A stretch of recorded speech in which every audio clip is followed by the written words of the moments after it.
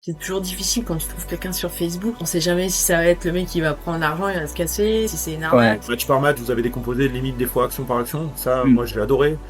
Il fallait un avis meilleur que le mien. Je suis Mm. conscient de mes limites en fait. J'avais quand même un petit blocage mental, j'osais pas forcément garder les ballons, je me cachais un peu. Il a commencé la saison avec un coach qui lui faisait pas trop confiance. C'est vrai que c'est dur de dire à un gamin travaille, tu vas y arriver, et puis derrière. Bienvenue dans cette nouvelle vidéo. Alors aujourd'hui, vous allez voir le témoignage d'un joueur qui jouait en U17 national, donc pour qui on peut se dire que tout se passait très bien, mais qui au final sa saison ne se passait pas comme prévu puisqu'il avait du mal à vraiment totalement s'exprimer de par le coach, de par ses partenaires. Il avait du mal à vraiment prendre sa place vraiment sur le terrain et à exprimer 100% de ses qualités. Et donc il a rejoint l'Académie Excellence il y a maintenant plusieurs mois et aujourd'hui en compagnie de ses parents, vous allez voir son témoignage et son évolution tout au long de l'Académie et de l'accompagnement. Je vous laisse avec son témoignage. Nathan, pour remettre dans le contexte, où est-ce que tu en étais au tout départ dans l'accompagnement et où est-ce que tu en es maintenant? Au tout début, je pense que j'avais quand même un petit blocage mental, j'osais pas forcément garder les ballons, je me cachais un peu. Comparé à maintenant, je garde quand même un peu plus les ballons. Je me fais un petit peu plus confiance, même si c'est toujours pas un truc où je vais dribbler 50 joueurs. Généralement, ça va être surtout beaucoup de jeux avec les autres. Parce que là, on a une équipe qui est faite pour, justement. Après, c'était surtout pour le mental que j'avais fait l'accompagnement et après pour me développer un peu physiquement. Il y a aussi sur le tactique, quand tu m'avais dit les placements sur les jambes et tout, je trouve que je gère mieux les balles en profondeur, les trucs comme ça. On parlait de l'orientation du corps, notamment sur la gestion de la Même profondeur. tu me voyais pas trop utiliser la tête ou des trucs comme ça, bah là Ouais. ça va un peu Ouais, mieux, quoi. maintenant il met beaucoup la tête. Vraiment, Ouais. C'était peut-être le plus gros défaut qu'il avait défensivement, c'était la gestion de la profondeur. Vu qu'il était pas en confiance avec la tête, des fois il le faisait, mais c'était mi-figue mi-raisin. Donc du coup le ballon il passait, puis après il devait aller sprinter comme un débile pour reprendre le joueur. Là non, ça va, il arrive, soit il va se placer correctement pour la prendre de la tête, soit il va pas faire le saut qui sert à rien et tout de suite se mettre dans la prêt pour partir sur la profondeur et couvrir dès que le joueur il prend le ballon. Ouais. Donc ça c'est un peu plus intéressant, ça fait un peu moins amateur, je te dirais, au final. Là où je trouve qu'il a progressé footballistiquement, quand il récupère un ballon, l'objectif premier, c'est de ressortir le ballon propre quand c'est possible. Et si vraiment j'ai pas de solution, que c'est fermé, pas prendre de risque. Puis ce qui change aussi, c'est qu'il a des joueurs autour qui lui proposent tout le temps des solutions. Donc du coup, ressortir propre, c'est plus facile. Ouais, j'ai direct 2 ou 3 solutions presque tout le temps, à chaque fois que j'ai un ballon où je suis sous pression. Même si c'est une solution un peu plus loin, après en fait, j'ai toujours cette solution qui fait que je peux m'en sortir, c'est trop bien. Après, évolution technique, moi je trouve dans l'aspect, par rapport aux vidéos que tu as pu voir, là encore cette année, là je trouve qu'il a une progression vraiment dans sa maîtrise du ballon. Techniquement, c'est beaucoup plus intéressant, ce qui fait, des fois il y avait des choses qui me plaisaient pas, j'avais le sentiment que, pas il était en panique, mais il était pas à l'aise avec le ballon. Et voilà, donc il allait essayer de s'en débarrasser rapidement, je trouve qu'il a vachement progressé là-dessus. Il n'hésite pas à descendre bas, demander si c'est nécessaire pour soulager son central, et puis après ressortir le ballon derrière, il a pas peur là-dessus. Même la semaine dernière, il l'a fait jouer en 8, un poste qui correspond pas spécialement aux qualités de Nathan. Et pourtant, ils étaient à 0-0 à la mi-temps. Et il propose des solutions super intéressantes. Il trouve des passes vers l'avant. Voilà, donc ça, c'était super sympa. Il a commencé la saison avec un coach qui lui faisait pas trop confiance, alors qu'il avait fait une saison où il avait joué tous les matchs de championnat. Et sur la 17 NAS, au début, il lui fait pas trop confiance. Puis après quelques matchs, en fait, il va grappiller sa place. Et c'est pour moi un des joueurs qui est un des plus réguliers. Il est très rarement passé en dedans d'un match. Peu importe les équipes qu'il a rencontrées, que ce soit Toulouse, Montpellier, l'OM, plus les équipes elles étaient fortes en face, plus au final, il sortait des gros matchs. Et puis après, on a fait le choix de basculer sur la U20 R1. Et donc, du coup, voilà, des entraînements super qualitatifs, un coach qui fait confiance à Nathan et il nous vend pas du rêve quand on signe là-bas, il nous dit il a déjà ses licences tardives et que ce sera compliqué de faire jouer Nathan sur la U20 R1 et au final au bout de 2 matchs il l'a intégré avec le groupe U20 R1 et il lui a fait jouer pratiquement tous les matchs de la U20 R1. Donc voilà, donc sur cet aspect-là, super. C'est un coach qui est vraiment dans si tu travailles, tu joues. Ça, on a adoré. Là, depuis qu'il est arrivé, il est très régulier. Il y a pas de match où il passe en dedans. C'est tout le temps au même niveau. J'ai des joueurs, ils ont joué un Sud, ils ont perdu 1-0, un Sud, vous perdez. Ouais. Et le coach était vraiment pas content de beaucoup de joueurs. Il me dit, bah ouais, mais Nathan, lui, il surnage. En fait, il fait son match super bien, il propose des machins et tout. Et il me dit, c'est comme ça à tous les matchs. Donc ouais, pour l'instant, il est vraiment très régulier. C'était un aspect aussi que je voulais qu'il travaille quand il était beaucoup plus jeune, où il avait tendance à faire des bonnes performances et puis des fois un match complètement transparent le match d'après.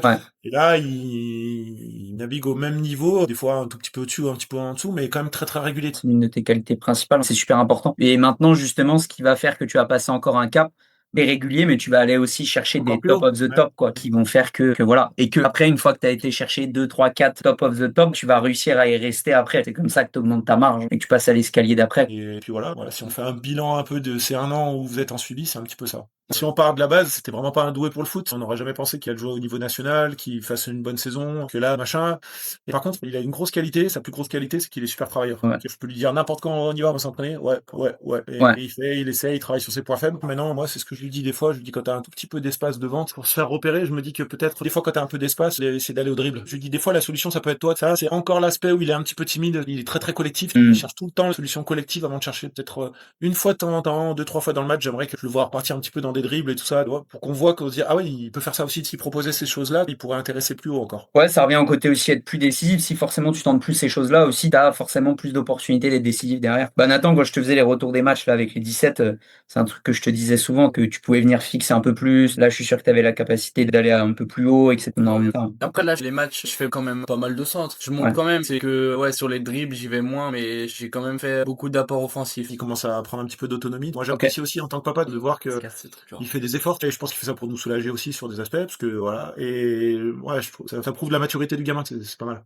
Donc voilà, on espère un jour qu'il sera récompensé tous ses efforts par rapport au travail qu'il fait. On verra bien. À un moment donné, ça paye toujours. Ouais, ce que j'essaie de lui répéter depuis quelques années, mais c'est dur. Ouais. Bonjour madame. Elle n'osait pas se mettre à... C'est ça. Je voulais pas vous déranger, Ok. mais j'étais à l'écoute de tout. Bon, bah, moi, je pense qu'ils ont fait le tour. C'est vrai que ce qu'on disait à la fin, c'est-à-dire que on aimerait bien que pour lui, ça paye. Après, peu importe le niveau qu'il atteindra, mais au moins, ça l'aura éduqué positivement pour la vie. Mais c'est vrai que c'est dur de dire à un gamin, travaille, tu vas y arriver. Et puis, derrière, mais bon, il y aura d'autres possibilités pour lui si vraiment... C'est pas que ça, on essaie de rendre ces moments, c'est le moment père-fils en fait. Quand on va s'entraîner tous les deux, je suis pas tout le temps derrière lui, de lui gueuler dessus ou de... Non, c'est pas ça. Au contraire, on rigole, on passe un bon moment. Et c'est ça qui fait que ça match et que ça dure dans le temps. On en parlait en rigolant, c'est des souvenirs que ça, il aura toute sa vie après, plus tard. Je rappellerai tout le temps de ce qu'on a fait tous les deux. Tous les deux, on essaye de le guider sur les bonnes choses, on se concerte quand même tous les trois, où on en parle beaucoup avec son papa. On sera toujours là pour l'aider. Mais ça payera de façon un jour ou l'autre, de toute façon ça payera. Et puis tout ce qu'on apprend dans le foot, ça apporte bien au-delà de juste le foot. Oui, bien sûr. Tous les autres domaines. Même si après, si tu joues pas en national, même si tu joues en CFA, je veux dire, Il y a plus CFA. enfin, je veux dire, Ouais. tu faisais, alors bon, je savais pas que ça existait plus, mais bah, c'est pas non plus 10 ans que ça existe plus. Ouais, Mais à peu tu- près, si. Bon, ça fait peut-être 10 ans, mais non, Ça fait mais 11 ans, ouais. je me rends ça. Tout ce qui va faire que ça va le faire ou pas, c'est juste si tu continues, Nathan, à faire ce que tu entreprends déjà. Ouais. Ça fait partie vraiment des trucs on apprécie aussi que tu suives là-dessus, c'est que ce qui a fait la bascule après qu'on parte aussi sur l'accompagnement, c'est un tout. Mais vraiment qui a fait la bascule, c'était que derrière toi, avec tes connaissances aussi, tu fasses, si tu crois aux joueurs, hein, voilà, que toi tu essaies de faire des choses pour nous aider là où nous, en fait, moi là-dessus, moi j'ai pas de pouvoir, tu Nous, veux. on est restreint sur certains. Ouais. Ouais, et le monde des agents, quand on discute, c'est super compliqué. On a plus tendance à te faire confiance à toi. Si tu veux que, moi, à gauche, à droite, les parents me disaient, tiens, appelle cet agent. Là-dessus, on t'a fait confiance à toi, en fait. En fait, techniquement, sur l'aspect entraînement, on savait que ce que toi t'allais apporter, c'était toujours un plus. Mais dans tous les cas, ils s'entraînent tout le parce temps. qu'on recherchait le plus. Ce qui est bien, c'est de travailler sur le mental, parce que après, c'est toujours différent de travailler quand t'es parent sur le mental avec ton gamin, parce que on a tendance à remettre en question tout ce que tu vas lui dire, etc. Alors que toi, par exemple, d'un aspect extérieur et de ta position, le coach, entraîneur, etc., il aura plus tendance à t'écouter. Donc moi, perso, et je pense que son père c'est pareil, c'était plus cet aspect-là. Ouais. Et ensuite, aussi, le fait que l'intérêt de faire tout ça, c'est quand même de trouver quelque chose pour aller un peu plus loin, parce que faut pas se le cacher. Je veux dire, si on fait cet accompagnement-là, l'intérêt, c'est qu'il perce quelque part à un moment donné, quoi. Donc, c'était les deux points pour nous qui étaient quand même un peu essentiels. Après, ça passe. Le travail tactique que tu as fait avec lui aussi.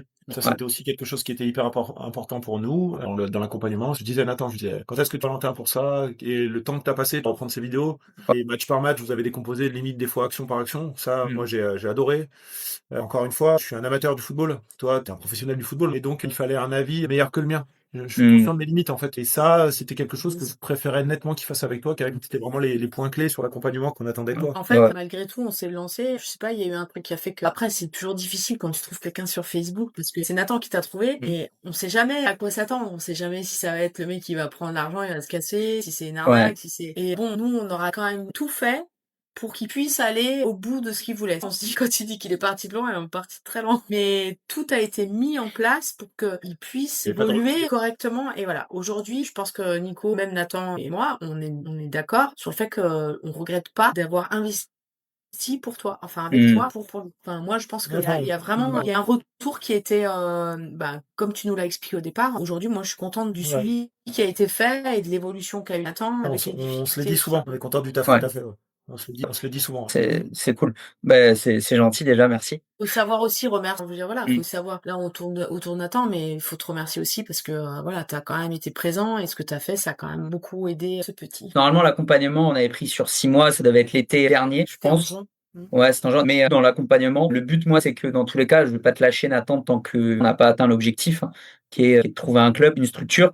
Moi, si demain on trouve pas, dans tous les cas, même si ça se fait que cet hiver ou l'été prochain, on continue, on avance, même si ça doit prendre 2 ans, je serai là et on fera en sorte qu'à un moment donné, ça soit good. J'espère que ça sera dès cet été. Mais voilà, en tout cas, sachez qu'on lâchera pas de ce côté-là. De toute façon, même moi, je lâcherai pas, hein, franchement. Ouais. Tu vas en avoir marre. Ah, mais Non.